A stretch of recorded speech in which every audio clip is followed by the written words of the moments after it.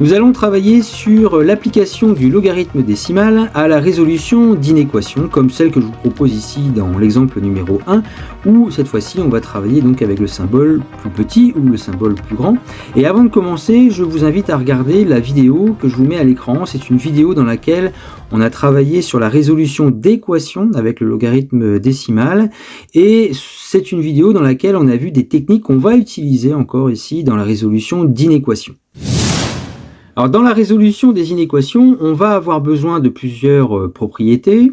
La première sera la suivante, à savoir que le log de a puissance x est égal à x fois le log de a. C'est une propriété qu'on avait utilisée notamment dans la résolution d'équations. Nous aurons besoin aussi du fait que si un nombre a, ou dire qu'un nombre a est plus petit qu'un nombre b, eh bien ça signifie aussi que le logarithme de a sera plus petit que le logarithme de b. Alors ça se comprend avec la fonction logarithme décimal, représentée ici en bleu.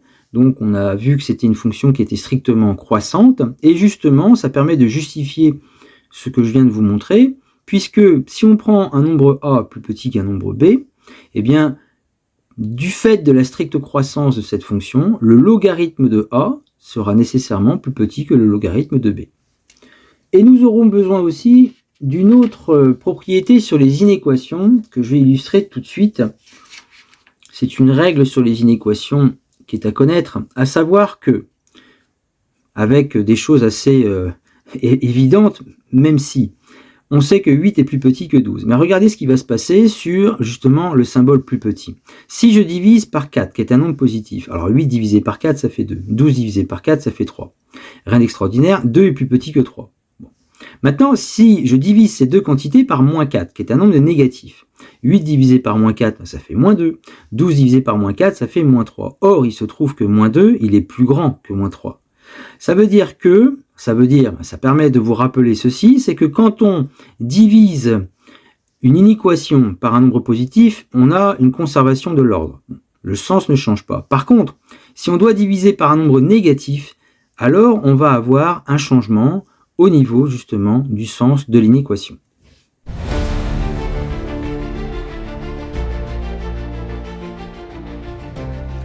Donc nous commençons par l'exemple numéro 1 ici avec la résolution de l'inéquation 5,2 puissance x inférieur ou égal à 700. Et on démarre en utilisant justement le fait que si une quantité est plus petite qu'une autre, eh bien le logarithme de a sera plus petit que le logarithme de b. Donc ici, nous allons pouvoir écrire que le log de 5,2 puissance x est inférieur ou égal au log de 700. Maintenant, la deuxième propriété qu'on a ici dans la règle, eh bien, le log de 5,2 puissance x est égal à x fois log de 5,2. Et maintenant, nous allons devoir diviser par le log de 5,2. Or, il se trouve que on a vu, et je vous remets à l'écran justement la vidéo dans laquelle on a vu cette règle, sur le signe du logarithme décimal, on avait vu que le log de a est positif dès que a est plus grand que 1. Or, 5,2 est plus grand que 1, donc le log de 5,2 est positif. Alors après, à la calculatrice, on pourrait voir que le log de 5,2 vaut environ 0,71, ce qui confirme le fait que cette quantité est positive. Mais ça permet surtout de dire que, puisque on divise par une quantité positive, le sens de l'inégalité ne va pas changer. On aura donc x inférieur ou égal à log de 700 sur log de 5,2, avec une valeur arrondie quand même, log de 700 sur log de 5,2 qui vaut environ 7,15. Donc les nombres qui vérifient cette inéquation sont les nombres qui sont inférieurs ou égaux à cette quantité.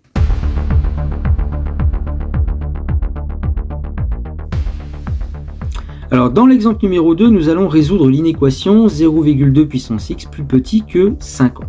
Donc avec les mêmes techniques que je vous ai montrées dans l'exemple numéro 1, ça veut dire que le log de 0,2 puissance x devra être plus petit que le log de 50. Log de 0,2 puissance x, c'est x fois log de 0,2. Et nous allons donc faire une division par log de 0,2 de chaque côté de l'inéquation. Mais attention, le log de 0,2 est forcément négatif, puisqu'on avait vu dans la vidéo dont je vous ai parlé que le log de a est plus petit que 0, c'est un négatif, dès que a est compris entre 0 et 1. 0,2, il est bien compris entre 0 et 1, donc cette quantité est négative. Bon, à la calculatrice, on pourrait confirmer, puisque c'est environ égal à moins 0,69, ce qui permet, lorsqu'on fait la division par log de 0,2, eh bien, d'expliquer que le sens de l'inégalité va donc changer. Ça veut dire qu'il va nous rester x à gauche, mais cette fois-ci plus grand que.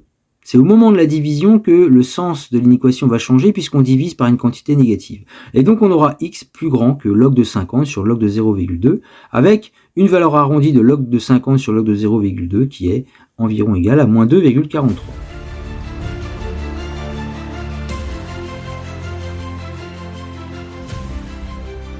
Alors avant de voir des applications justement de la résolution des inéquations dans des contextes spécifiques, eh bien, je vous propose ici deux inéquations à résoudre. Vous faites pause sur la vidéo, vous essayez, et puis vous avez la correction juste après. Donc pour la première inéquation, on va commencer par diviser par 2, qui est un nombre positif, donc le sens de l'inégalité ici ne va pas changer. On aura donc 1,1 la puissance x qui sera plus petit que 6 divisé par 2, ce qui fait 3 d'ailleurs. Donc c'est pour ça que ensuite j'ai écrit directement que le log de 1,1 puissance x doit être plus petit que le log de 3. On obtient donc x fois log de 1,1 plus petit que log de 3. Et là, on va diviser par log de 1,1. Donc on sait que son signe est positif puisque 1,1 est plus grand que 1. Et donc on n'aura pas de changement de sens. Ici, x sera donc plus petit que log de 3 sur log de 1,1 avec log de 3 sur log de 1,1 qui vaut environ 11,53. Dans la deuxième inéquation, on va commencer à basculer le 0,8 de l'autre côté, donc ça va devenir 1 moins 0,8. On aura donc 4 fois 0,11 puissance x inférieur ou égal à 0,2. Puis nous allons diviser par 4. Donc comme 4 est positif, il n'y a pas de changement de sens dans l'inéquation. On aura 0,11 à la puissance x qui sera inférieur à 0,2 sur 4, qui vaut d'ailleurs 0,05. Nous prenons donc les logarithmes. Le logarithme de 0,11 puissance x qui sera inférieur ou égal à log de 0,05. Ce qui correspond à x fois log de 0,11 inférieur ou égal à log de 0,5. Et là, attention, on va diviser par log de 0,11, mais comme 0,11 est compris entre 0 et 1, on sait que cette quantité est négative. Donc, on va avoir ici un changement de sens dans l'inéquation. X sera donc supérieur ou égal à log de 0,05 sur log de 0,11. Avec log de 0,05 sur log de 0,11 qui vaut environ 1,36.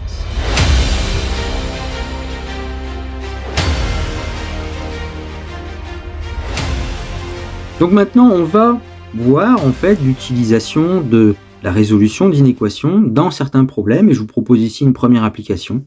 Avec un lac de montagne qui est alimenté par une rivière régulée par un barrage, on admet que le niveau d'eau dans le lac en centimètres est donné par cette suite, UN égale 375 fois 1,06 puissance n plus 250, où n désigne le nombre de jours après le 1er janvier. On demande de calculer U1 et U2. Donc U1, on remplace le n par 1 dans la formule ici, dans l'expression. Donc 375 fois 1,06 puissance 1 plus 250, on est à 647,5 donc en centimètres. U2, 375 fois 1,06 puissance 2 plus 250, on obtient 671,35.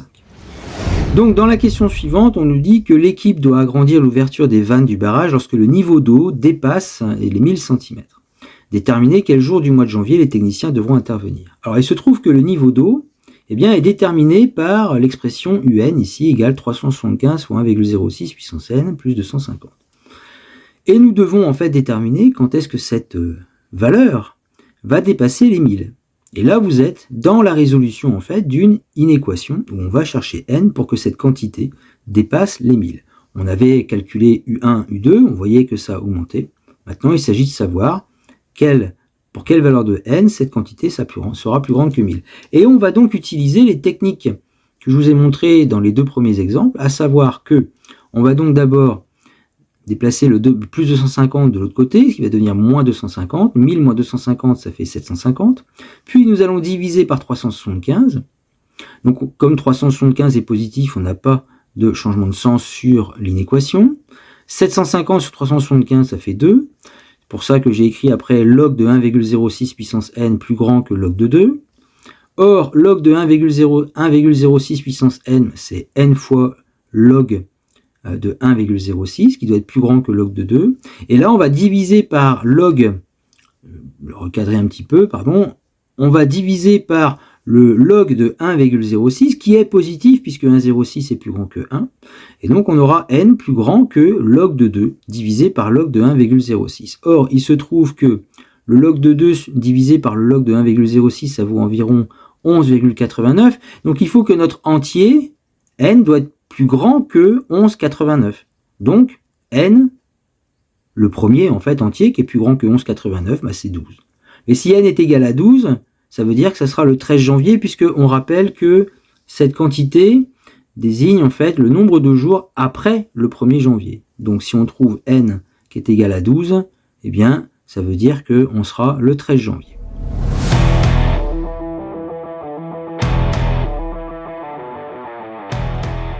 Alors je vous propose ici une deuxième application avec un placement en capital, à savoir que le 1er janvier on décide de placer sur un compte 500 € et chaque année ce placement rapporte 2% d'intérêt.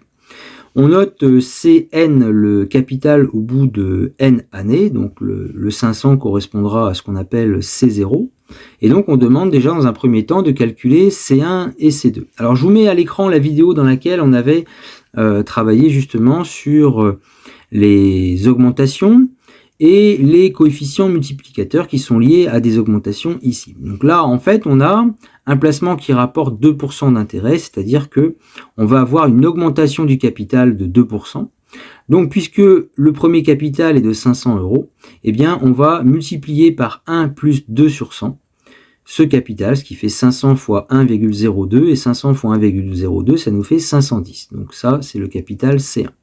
Le capital C2, on fera donc 510 ici, multiplié par 1,02, et on obtient 520,2.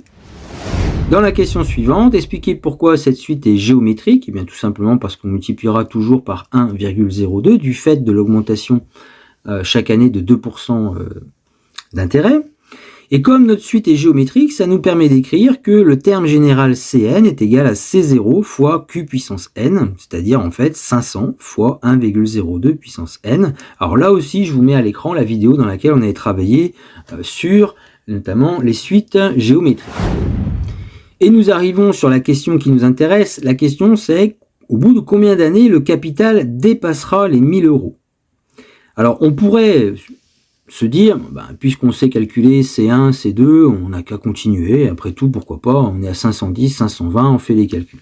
On va utiliser donc une autre stratégie, en disant que le capital est donné par la formule C0 fois Q puissance n, c'est-à-dire 500 fois 1,02 puissance n. Et donc, il faut que ce capital dépasse les 1000 €. Donc, en fait, on va chercher n pour que 500 fois 1,02 puissance n est plus grand que 1000. Et donc là, on va arriver sur une équation qu'on va résoudre avec la technique qu'on a vue donc dans cette partie. Donc, on va diviser d'abord par 500. Comme 500 est positif, il n'y a pas de changement de sens. 1000 divisé par 500, ça fait 2. Puis, nous prenons le logarithme. Le logarithme de 1,02 puissance n sera plus grand que log de 2. Log de 1,02 puissance n, c'est n fois log de 1,02, et on divise par log de 1,02, qui est positif, puisque le 1,02 étant plus grand que 1, on sait que le logarithme sera donc positif. Donc pas de changement de sens sur l'inéquation, et on obtient n plus grand que log de 2 sur log de 1,02, qui vaut environ 35,002. Donc il faut que notre entier n, qui est un entier, doit être plus grand que 35,002. Donc n n'est pas égal à 35, puisqu'il faut être plus grand que cette valeur. Donc n est égal à 36. Donc il faudra 36 ans pour que le capital dépasse les 1000 €.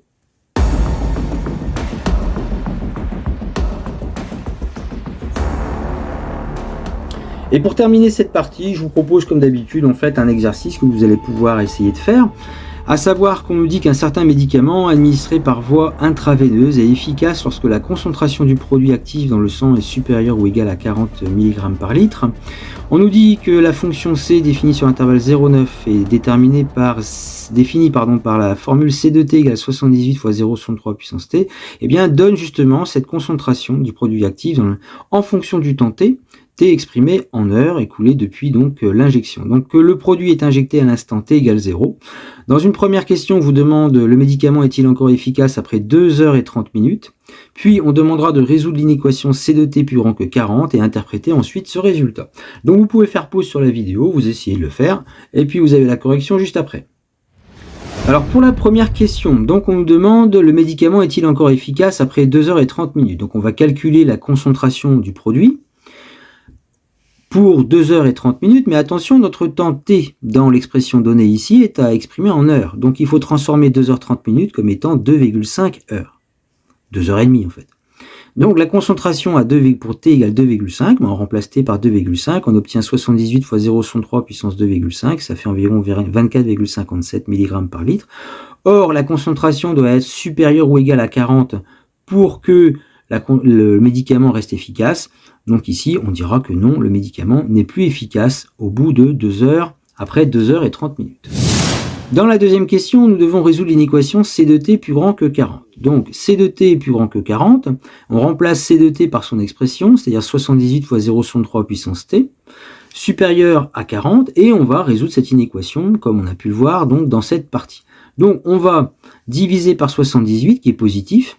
Alors 40 sur 78 va simplifier en 20 sur 39. Comme 78 est positif, le sens de l'inégalité ne va pas changer.